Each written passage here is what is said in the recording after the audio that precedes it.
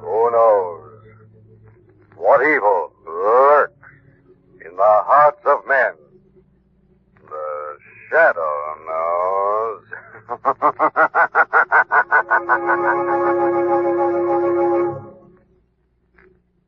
And now, The Shadow.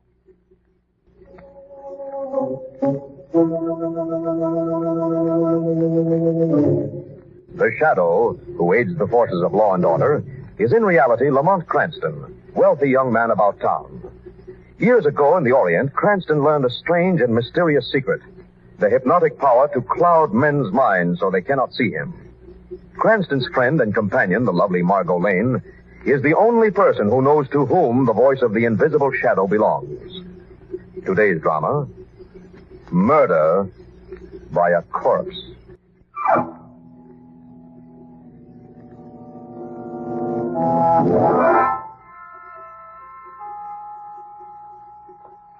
The doctor and the nurse walk through the white silence of the sanitarium corridor and stop before the door of room 7. The doctor peers through the small glass panel in the face of the door and nods to the attendant inside. The door is unlocked, opened, and the doctor and nurse walk in. Morning, Dr. Manchek. Good morning, Rossi. How's our new patient, Mr. Holden? We had a tough time with him in the ambulance last night. Dr. Adams had to give him a shot. Dr. Adams' report on the case is on your desk, Dr. Manchek. Yes, I saw it, Miss Wagner. Mr. Holden, I'm Dr. Carl Manchek, chief of this institution. You're lying. You hear me? You're lying. You're in with the rest of them. I'm not crazy. This is a trick. You're a spy like the rest of them. Same line all the time, Doc. You can't fool me with that doctor act. I know who you are. You're one of his spies, too. I know. Spies. Same talk all the time. Typical manic-depressive fear fantasy. Miss Wagner? Yes, sir. Tell Dr. Adams I wish to see him in my office. I'll be there when I finish examining the new patient. Yes, Dr. Manchek.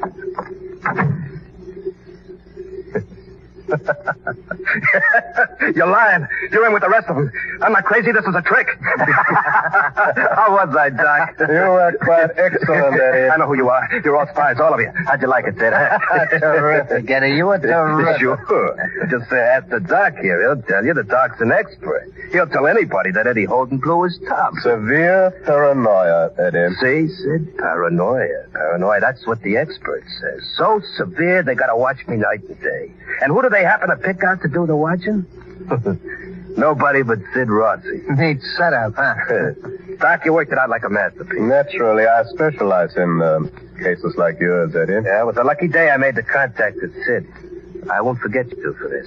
Oh, you can be sure we'll keep your memory quite refreshed. Yeah. A $50,000 bundle is something to remember, ain't it, Doc? Don't worry, you'll get your share. But, Doc, did the telegram work? Perfectly. Bentley left on the 8:15 train. What about his wife, Claire? She remained, just as you said she would. Eddie, are you sure Claire knows where the bonds are ditched? Of course she knows. Well, everything's set for tonight? Yeah, all set. I let you out the fire door at the end of the hall. You just got to cut across the lawn to the rear gate. I'll see that the gate is left unlocked. I cover up for you here so as no one gets wise while you're out. The lead pipe said, Jenny. But remember, you must return before daylight. Otherwise... I'll be back. Now, we're gone, huh? Here you are. Eddie, you didn't tell us how you're going to handle that Bentley dance. That all depends, Sid. It all depends on how much Claire Bentley is afraid of a ghost.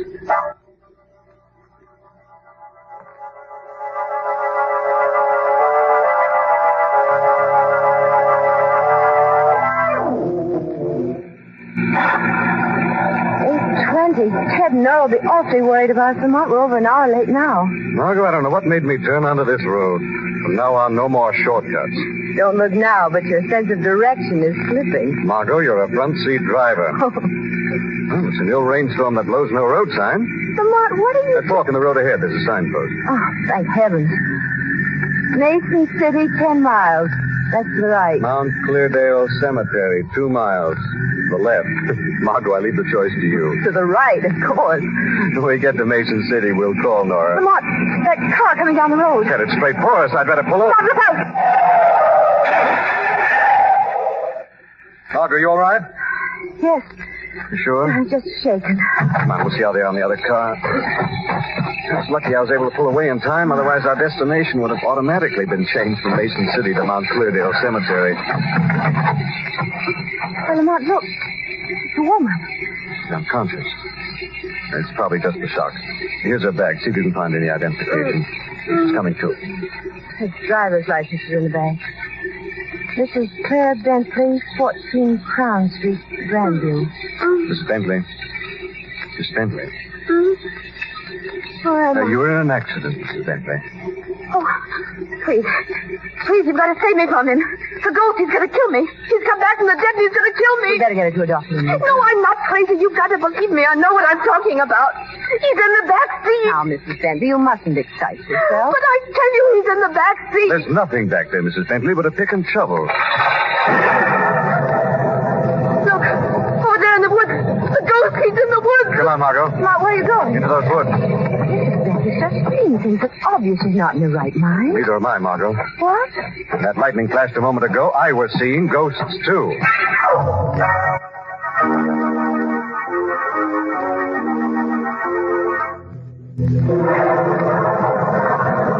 Not a sign of anything, Lamont. We've covered the woods all the way back to the stream. I'm not surprised he got away. It's a very live ghost we're chasing. Live ghost? Here, look. A shoe. Where'd you find it? Near the stream. It fits some newly made footprints I found. There's no lace in the shoe. Yes, I wondered about that, too. I will look into the shoe later, after we have a talk with Mrs. Bentley. What is it, Lamont? Maybe we won't have that talk with Mrs. Bentley after all. But... Look, Margot, over there on the road. Her car is gone.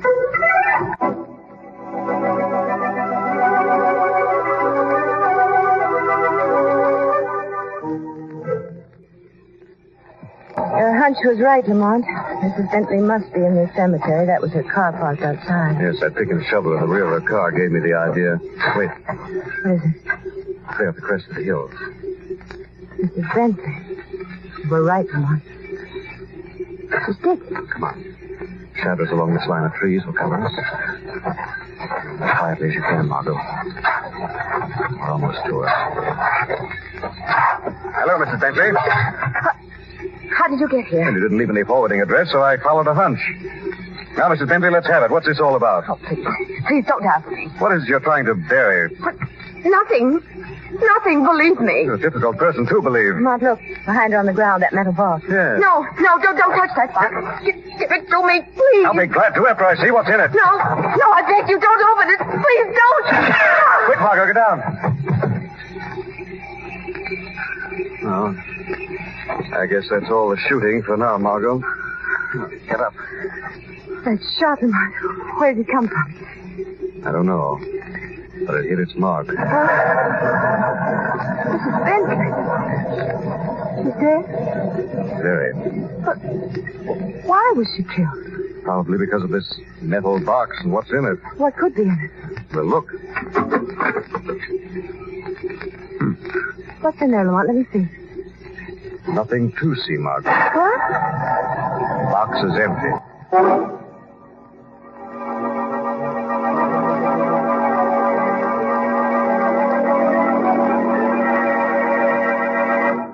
I got you a new shoe out of the supply room, Eddie.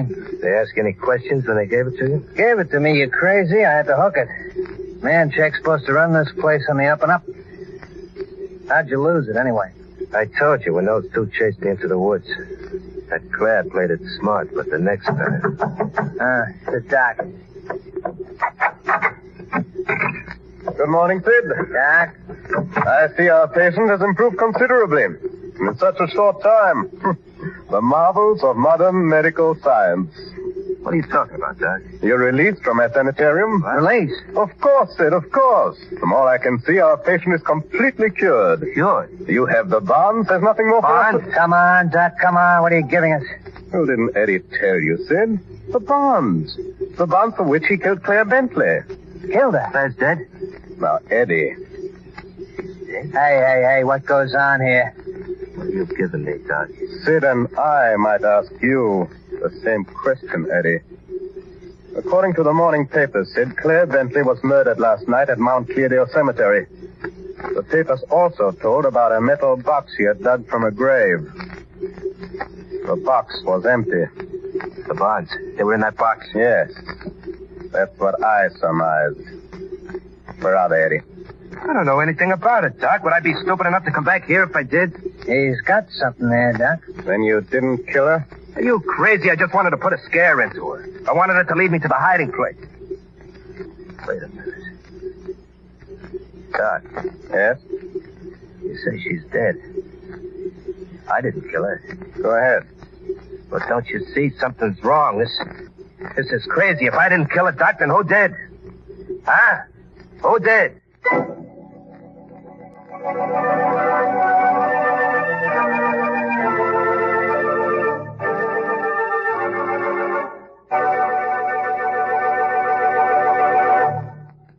We'll return to the shadow in just a minute.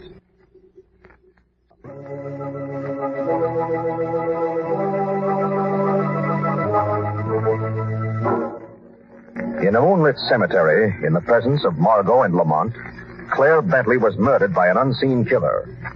Now Lamont and Margot are interviewing the dead woman's husband, Ralph Bentley. Mr. Bentley, we realize the news of your wife's death must have been a terrible shock to you. I can't believe it. I just can't. We won't take up much of your time, Mr. Bentley. Just a few questions. It's all right. There isn't much I can tell you, but I want to help all I can. I can't understand who could have done it. Claire had no enemies. That you know of. Does the empty steel box mean anything to you, Mr. Bentley? No. When we first met your wife, she said her life was threatened by a ghost. Someone who'd come back from the dead. I don't understand any of it. It's all so strange. Ghosts. The wire I received. What wire? A telegram that came the night before last. It was from my business agent. I was to meet him at his hotel in Chicago last night. When I arrived in Chicago, he told me he didn't send the wire. And Lamont, Mr. Bentley was tricked into leaving town. Yes, the reason's pretty obvious. It gave the killer a chance to work unhampered. Excuse me. Hello? Oh, yes, he's here. Just a moment. It's for you, Mr. Cranston. Mr. Deegan. Oh, yes, I told him I'd be here. Hello, Steve. Fine. Yes, I see. Where is it? All right. Thanks very much, Steve. Well, Mr. Bentley, you've been very helpful. I wish I could have told you more. If I think you can, I'll be sure to call on you. Let's go, Margot. Goodbye, Mr. Bentley. Goodbye, Miss Lane. Lamont, why did we leave so quickly? Weren't there more questions you wanted to ask Mr. Bentley? There's lots more, but right now I'm more interested in a place called the Manchek Sanitarium. Manchek Sanitarium? It's a private mental hospital out on Western Avenue. That call was from Steve Deegan, a friend of mine in the shoe business. You had him check on that shoe we found in the woods last night? Yes. A quantity of the same type of shoe was recently sold to the Manchek Sanitarium. Perhaps something interesting is going on out there.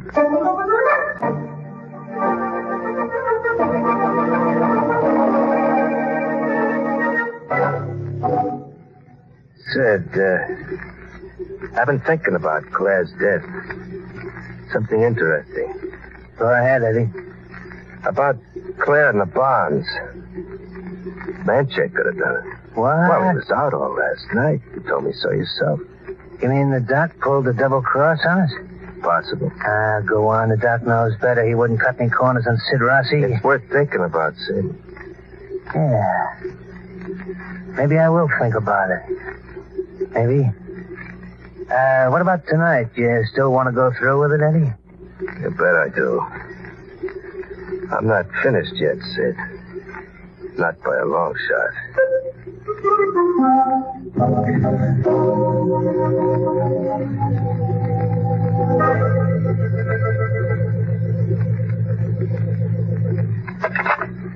The supply room will check and call me right back, Mr. Cranston. You're very helpful, Dr. Adams. You're sure the shoe is the sanitarium's property, Dr. Adams? Mr. Cranston said when he found the shoe, it was without a lace. With our more serious cases, we are particularly careful that nothing falls into their hands which could be damaging to themselves or others. Oh, I see. A shoelace could spell trouble in the hands of violent patients. Exactly. Excuse me. Dr. Adams? Oh, yes. Mm-hmm. Well, thank you, Peters. That was the supply room clerk, Mr. Cranston. He reports a shoe like this, the same size, is unaccounted for. And Lamont, that means the killer came from this sanitarium. Get me Dr. Mantrek, please. Just a moment, Doctor. But Please. I'd appreciate it if you keep our conversation a secret for the time being. I'd like to work this out my own way. Could you do me that favor? All right, Mr. Cranston. Anything you say. Thank you very much. I'll be in touch with you. You ready, Margot? Ready.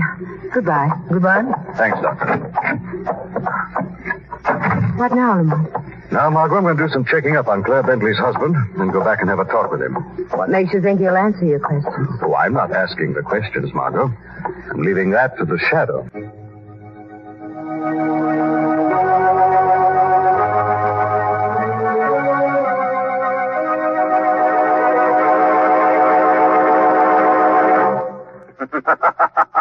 Who is it?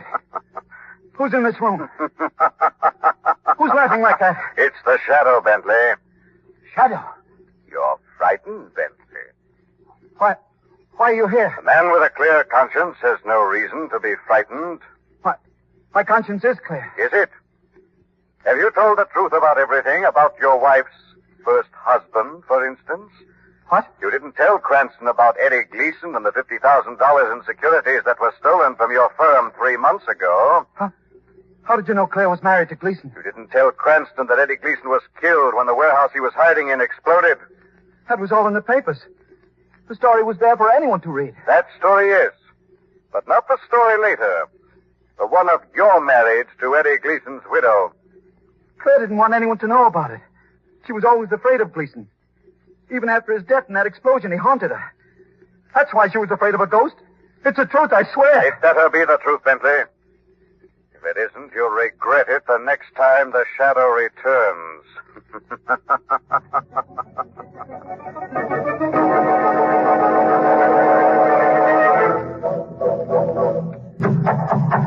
Who is it? Telegram for Ralph Bentley. Oh, just a minute. Hello, Bentley. Eddie. That's right, Bentley. Eddie Gleason. Only now it's Eddie Holden. No, you're dead. No, it's not you. You're dead. That's the way Claire took it, Bentley, just like that. I wanted to work on her first. That's why I sent you the wire. You sent it? I thought I killed her because I... Go ahead, Bentley. Finish. You killed Claire because... I thought it was a trick of Claire's to get me out of town. I didn't go to Chicago. I got off the train at the first stop and came back. I took the bonds out of the box last month. I didn't tell Claire about it.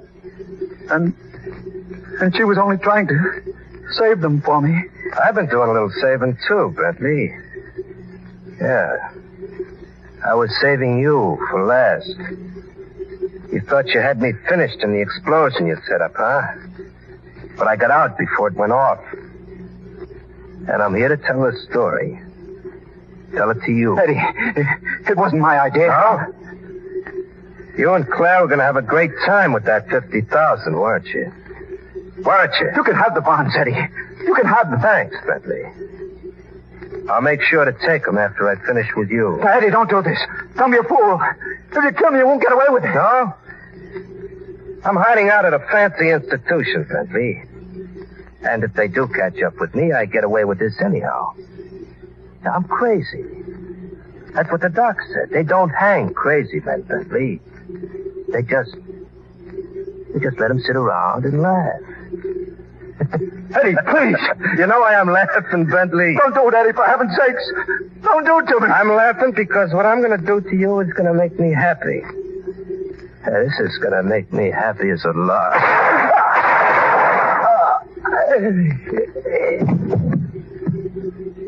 Happy as a lark.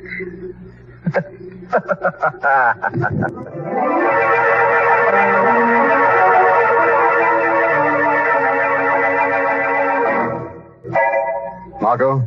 Yes, Lamont. Bentley's dead. What? I'm at his apartment now. I brought Commissioner Weston with me. We found Bentley on the floor, shot to death. Commissioner Weston? Why is he with you? With evidence I gave him, the commissioner was going to arrest Bentley for the murder of his wife. Margot, I want you to stay at home and wait for me. What are you going to do, Lamont? Among other things, track down a murderous corpse.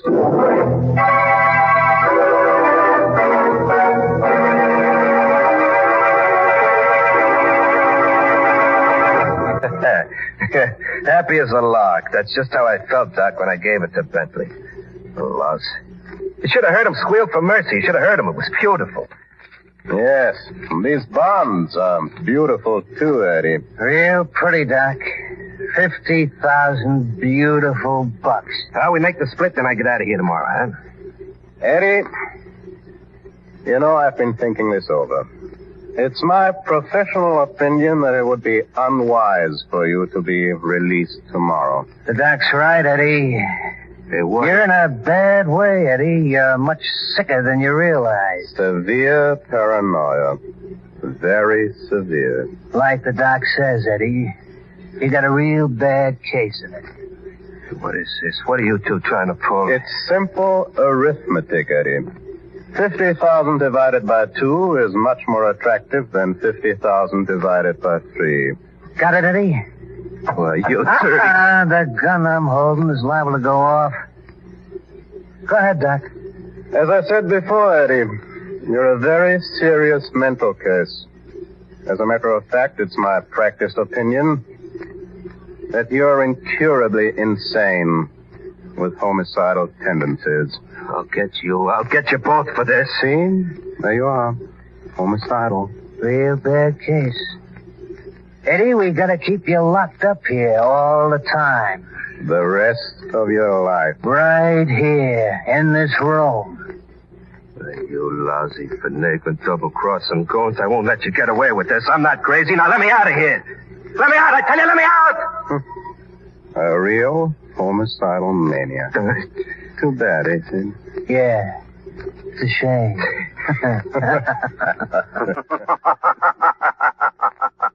Very amusing, isn't it, Dr. Manchek? Sid. Doc, I hear a voice. Yes, Sid, a voice. The Shadow. Shadow, they were going to keep me in this room locked up for the rest of my life. Don't listen to him. Crazy. I'm not crazy, I tell you. It's a serious case. Paranoia, I believe. He's not responsible. It's completely mad. I know what I'm saying. I'm a doctor. You mean you were a doctor, Manchek? Once. Years ago under the name of Stefan Kurtz. What? I know all about you. An Austrian psychiatrist who placed money above medical ethics. The Doc's afraid? You can stop acting, Sid. You know all about Manchek, and I know about you, too. Sid Rossi, alias Sam Roma. Small-time chiseler who found an easier way to fast money by helping Manchek to use this sanitarium as a front to shield fugitives from justice. And now you can believe me. Now you know I'm not crazy. Hey, help me get out of here, huh? Oh, I'm going to help you, Eddie. Hey, see, Doc, I told you you wouldn't get away with this. That's right. Not one of the three of you will get away with it. 3? What do you mean? I heard everything that was said in here, including the story you told to Manchek and Sid about how you got the bonds and killed Bentley. And now all three of you will pay for your crimes in full.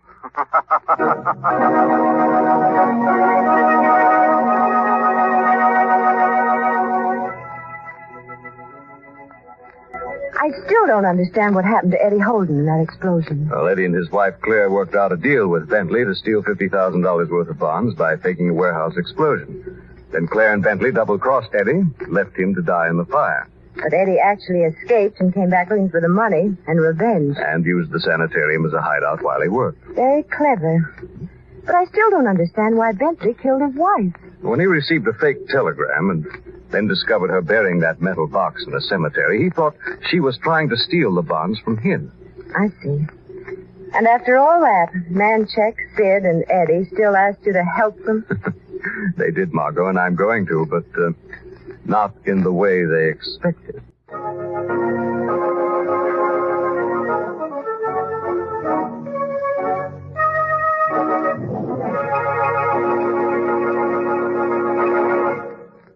This story is copyrighted by Street and Smith Publications, Incorporated. All names and places are fictitious. Any similarity to persons living or dead is purely coincidental.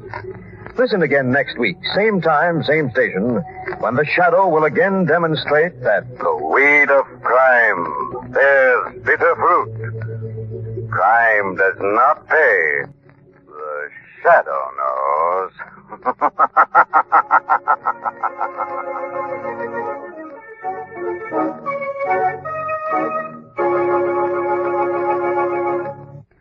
Next week, same time, same station, we bring you another strange and thrilling adventure in the Shadow's daring battle against the forces of evil. The part of Lamont Cranston was played by Brett Morrison. Margot by Grace Matthews. This program came from New York.